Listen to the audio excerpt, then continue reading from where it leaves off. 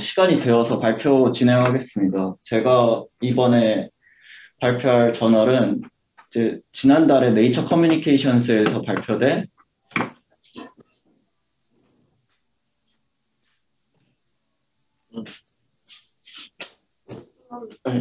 마우스로 안 되더라고요.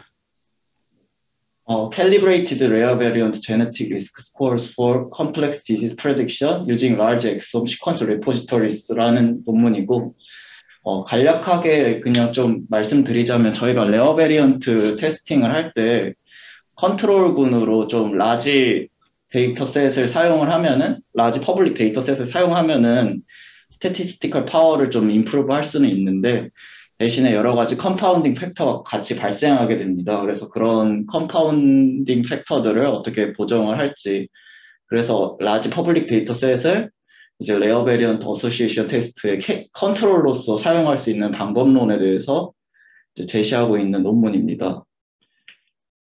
그래서 인트로덕션을 먼저 설명을 드리면, 레어 베리언트 같은 경우에는 이제 컴플렉스 디지즈의 미싱 헤리터빌리티에 이제 시그니피컨트하게 기여한다고 이제 제시가 되어 오고 있는데, 그래서 결국에는 저희가 흔히 알고 있는 커먼 베리언트 제네틱 리스크 스코어가 아닌 레어 베리언트로도 스코어를 할 수 있다는 이 파서블리티가 이제 제시가 되고 있습니다.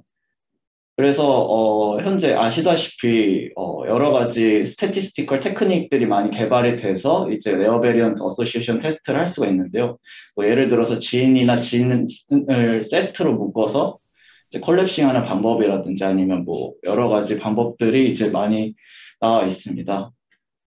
근데 이제 이러한 방법들도 결국에는 어떻게 보면 한계점이 있는 게 레어 베리언트 어소시에이션에서 모든 이펙트를 잡아내기는 아직은 힘들다는 이제 리미테이션이 있고요.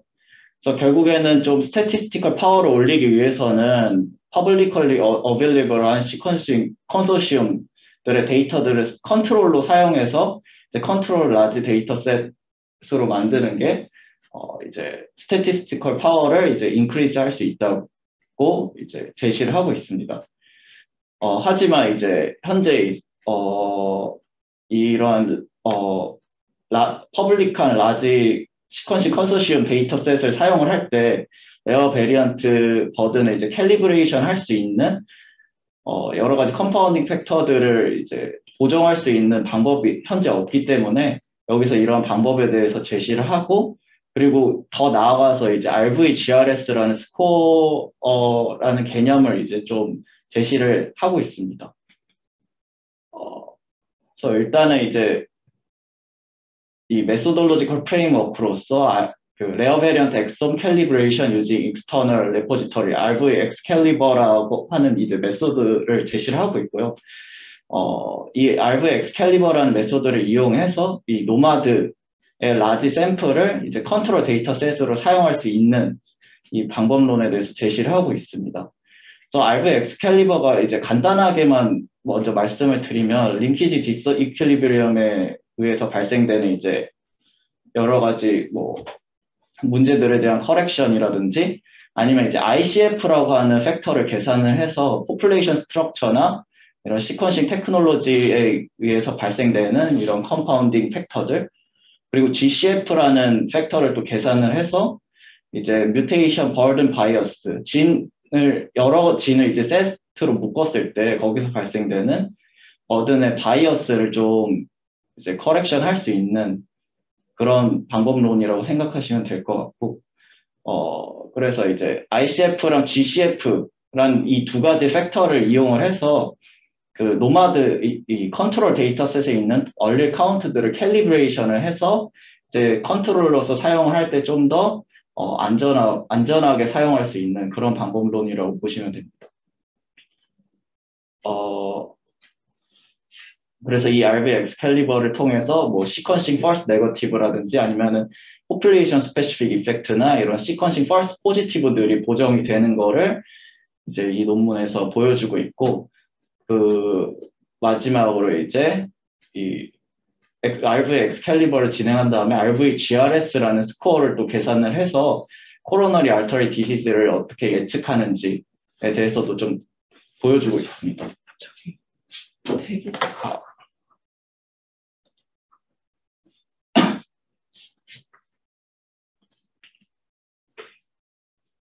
먼저 파이프라인 메소드를 이제 설명을 드릴 텐데요. 이 파이프라인이 좀 이미지가 흐려가지고 오른쪽에 다시 좀 보시기 쉽게 써놨는데 여기는 이제 프리프로세싱 과정으로서 이제 시퀀시 커버레이지를 이제 저희가 갖고 있는 인터널 데이터셋, 그러니까 케이스군이라고 할 수 있고요. 이 노마드를 이제 컨트롤로 써야 되니까 이 노마드 데이터셋을 컨트롤군이라고 하면은 둘의 이제 엑선 커버레이지가 90% 이상인 경우만 이제 얻어서 이제 시퀀시 커버레이지를 동일화하고요. 그다음에 베리언트 어노테이션을 진행을 합니다. 이거는 이제 흔히 분석하는 방법에서 쓰이는 스텝이고, 그다음에 레어 베리언트 어소시에이션 테스트를 해야 되기 때문에 결국에는 레어 얼릴, 마이너 얼릴 프리퀀시가 0.001 미만인 얼릴들만 이제 필터링을 하는데, 여기서 보시면 인터널 데이터셋을 케이스로 노마드의 메이저 에스닉 포퓰레이션을 컨트롤로 잡아서 이제 레어 얼릴들만 필터링하게 됩니다. 또한 여기서 이 필터링한 레어 얼릴 중에서 펑셔널한 레어 얼릴을 필터링하기 위해서 이 MCAP이라는 점수랑 LOF로 어노테이션 된 레어 얼릴들만 이제 다시 필터링을 하게 되는데, 이 MCAP이라는 점수를 찾아보니까 하나의 방법론인데, 그 시프트 캐드 폴리펜 스코어를 이제 인테그레이션하는 방법론 하나의 점수이더라고요. 그래서 이 점수가 이제 높을수록 패소제니시티가 높다라고 이제 말을 하고 있는데, 여기서는 이제 0.025를 기준으로 펑셔널한 레어 베리언트들을 이제 셀렉션을 하였습니다. 그 다음에는 이제 퍼진 얼리 카운트라고 하는 카운트를 이제 계산을 하게 되는데요. 이 퍼진 얼리 카운트도 두 가지로 나뉩니다. 그래서 OAC와 EAC 두 가지로 나뉠 수가 있는데, 이 OAC 같은 경우에는 저희가 실제 그 케이스군에서 발견되는 이제 얼리 카운트입니다. 예를 들어서 진 A에 뭐 20개 변이가 있다면 observed early count는 이제 20이 되는 거고요. 그다음에 expected early count 같은 경우에는 이제 노마드의 서머리 데이터가 있는데, 그 서머리 데이터에서 평균적으로 이 진에서 몇 개의 alternative allel이 발견이 되는지 그 카운트를 센 겁니다. 그래서 그 다음에 이제 OAC가 1 이상이거나 EAC가 1 이상인 이제 진만 필터링 하는데, 왜냐하면 OAC가 1 미만이라는 건 결국에 0이고 EAC가 0이라는 건데, 그러면 alternative allel이 아예 없다는 의미니까 별로 의미가 없는 진이라고 이제 판단을 해서 이제 이 OAC, EAC가 둘 다 1 이상인 진만 필터링을 하게 됩니다. 그래서 이제 ICF라고 아까 말씀드렸던 individual correction factor라는 값을 이제 먼저 계산을 하게 되는데요. 이거 같은 경우에는 이제 OAC 한 인디비주얼에서 모든 진의 OAC와 한 인디비주얼에서 모든 진의 EAC의 이 레이시오를 그 개인의 ICF로 이제 정의를 하게 됩니다. 그래서 이 ICF를 이용해서 결국에는 EAC를 보정을 한다고 생각하시면 되는데요. 처음에 P가 좀 그 P-밸류랑 헷갈렸는데, 결국에는 보정된 EAC라고 보시면 될 것 같고, 결국에는 한 개인의 한 진에 대한 이 보정된 EAC 값은 이제 해당 진에 대한 EAC 값에 해당 개인에 대한 인디비주얼에 대한 ICF 값을 곱한 값이라고 보시면 됩니다. 그러니까 결국에는 EAC에 어떻게 보면 보정 커렉션 팩터를 곱해서 이제 보정된 EAC를 만드는 과정이고요.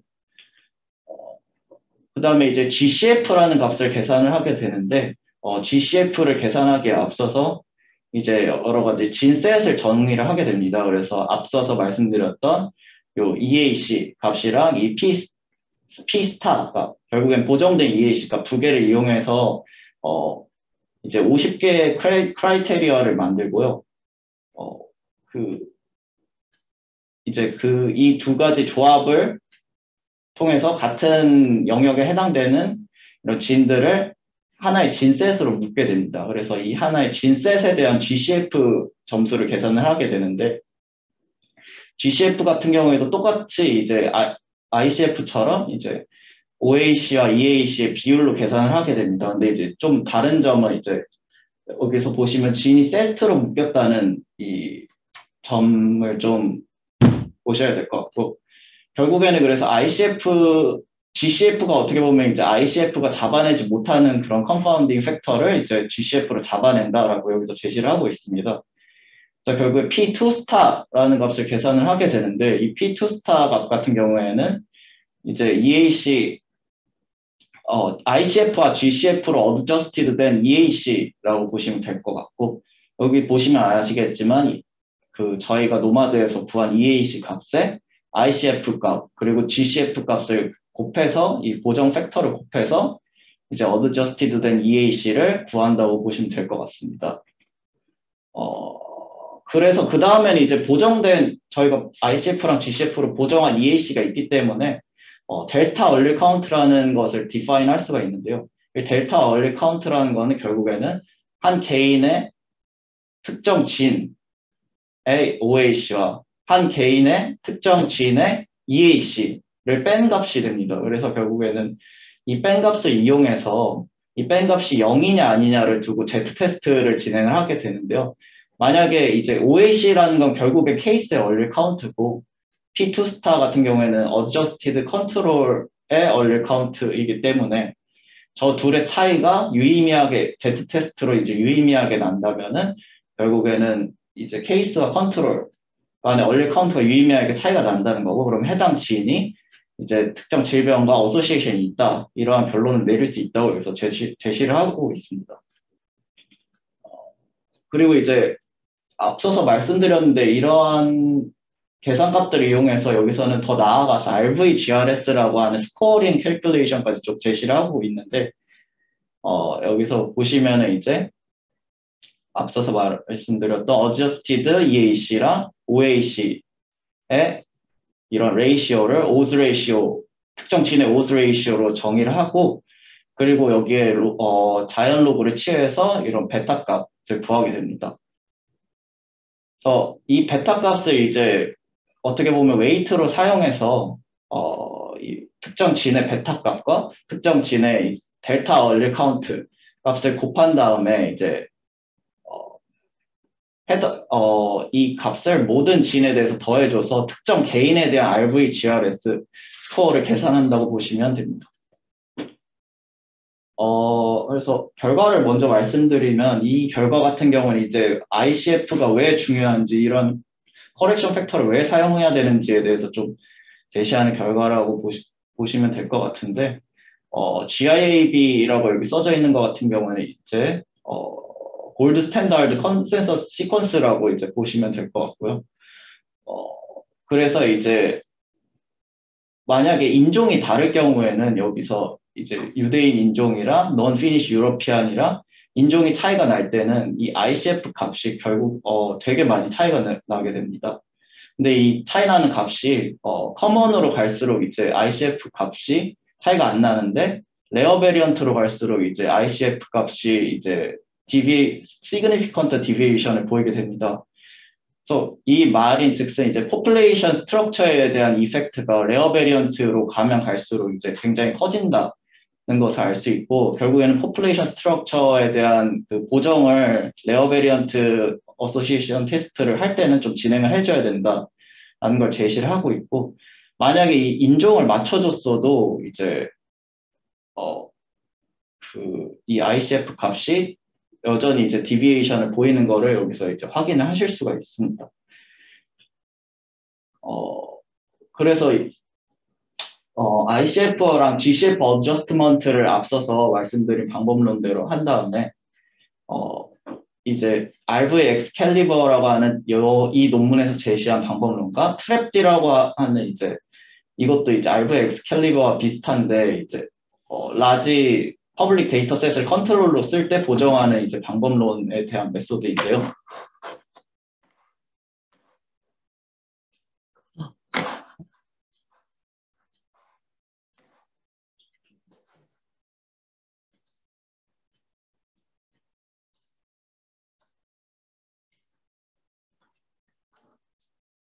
네. 네, 방법론인데요. 여기서 이제 지노믹 인플레이션 팩터 했던 미디안이라고 하는 값을 좀 계산을 해서 RV 엑스캘리버가 얼마나 이런 어소시에이션을 잘 캘리브레이션을 하는지 좀 제시를 하고 있습니다. 그래서 이 지노믹 인플레이션 팩터에서 했던 미디안이라고 하는 값을 좀 찾아보니까 이제 카이스퀘어 값, 그러니까 observed 카이스퀘어의 미디안 값과 expected 미디안 카이스퀘어의 expected 미디안 값의 비율을 이제 계산을 해서 테스트 스태티스틱이 얼마나 카이스퀘어 디스트리뷰션을 잘 따르냐 이런 것을 이제 좀 계산을 한 건데 좀 GIS에서 많이 쓰는 방법론이더라고요. 그래서 만약에 요 람다 미디안 값이 1과 가까우면 가까울수록 뭐 포퓰레이션 스트럭처나 아니면 뭐 시퀀싱 팩터나 여러 가지 컨파운더에 의한 바이어스가 없다라고 생각을 하시면 될 것 같은데, 여기 보시면 트랩D라는 방법론에 비해서 이 람다 미디안의 값이 이제 1과 굉장히 가까워지게 된 것을 이제 보실 수가 있습니다. 그래서 RV 엑스캘리버가 이제 캘리브레이션을 잘한다 라고 이제 컨파운딩 팩터들을 이제 바이어스들을 잘 제거한다 라고 보시면 될 것 같고, 그리고 실제로도 이제 레어 베리언트 어소시에이션 테스트를 이제 RV 엑스캘리버를 한 다음에 이제 진행을 하게 됩니다. 그래서 마이오카르디아 인팍션 케이스, 그러니까 심근경색 케이스에 대해서 이제 레어 베리언트 어소시에이션 테스트를 진행을 하는데, 여기서 LDLR 진이 이제 엑소마이드한 시그니피컨트 시그널로 나왔다. 이 진이 이제 시그니피컨트하게 관여한다라고 여기서 제시를 하고 있고요. 그리고 이제 앞서서 말씀드렸던 RVGRS가 얼마나 잘 프레딕션을 하는지 그 효과를 테스트하기 위해서 코로너리 알터리 디지즈에 대한 RVGRS 계산을 진행을 하게 됩니다. 그래서 RVGRS가 이 CAD를 프레딕션을 잘 하는지 테스트를 하기 위해서 UK 바이오뱅크 유로피안 파티시펀트를 이용을 해서 이 케이스 3,843명과 컨트롤 42,007명에 대한 RVGRS를 계산을 하게 되는데요.